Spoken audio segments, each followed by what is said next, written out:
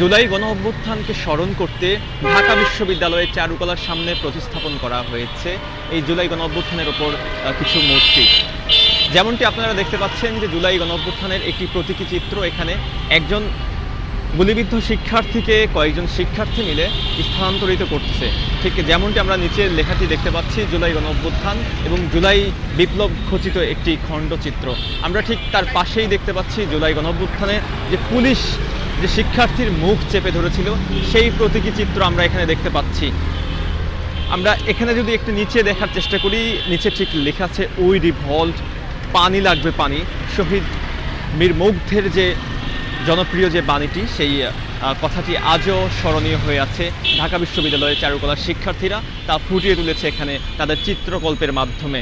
আমরা যদি তার পাশেই ঠিক দেখতে চেষ্টা করি, ঠিক আমরা যেমনটি এখানে দেখতে পাচ্ছি যে একজন লাঠি দিয়ে পেটাচ্ছে দুজন শিক্ষার্থীকে, যেমনটি আমরা এটা দেখতে পাচ্ছি যে একজন ছাত্রলীগকে দেখতে পাচ্ছি যে লাঠি দিয়ে দুজন শিক্ষার্থীকে পেটাচ্ছে, যার হাতে রয়েছে বই এবং কাঁধে ব্যাগ রয়েছে। সে যে একজন শিক্ষার্থী সেটি প্রকাশিত হচ্ছে তার কে দেখেই।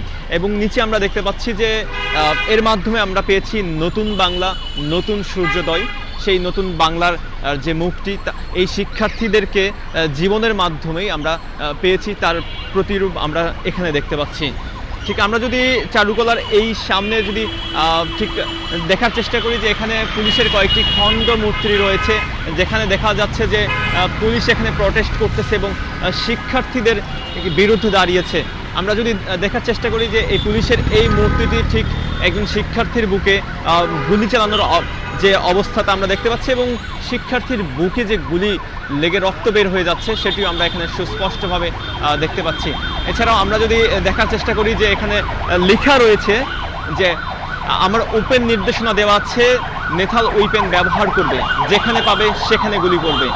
আমরা জানি তৎকালীন যে স্বৈরাচারী প্রধানমন্ত্রী শেখ হাসিনার যে ওপেন গুলি করার অর্ডার ছিল সেটি এখানে একদম ফুটিয়ে তোলা হয়েছে সুস্পষ্টভাবে।